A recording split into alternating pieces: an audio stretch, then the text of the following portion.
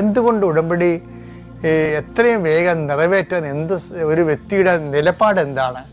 എന്ത് നിലപാട് കൈവരിച്ചാൽ ഉടമ്പടി പെട്ടെന്ന് ആക്റ്റീവ് ആകുമെന്നുള്ളത് ജോഷുവാണ് പറയണത്. ഇതാണ്, നിങ്ങൾ പിറുപിറുക്കരുത്, പിന്നെന്താണ്, മത്സരിക്കരുത്. അതായത് പിറുപിറുപ്പ് സ്വന്തം കഴിവുകേടിനോടാകാം, മറ്റുള്ളവരോട് അസൂയയാകാം.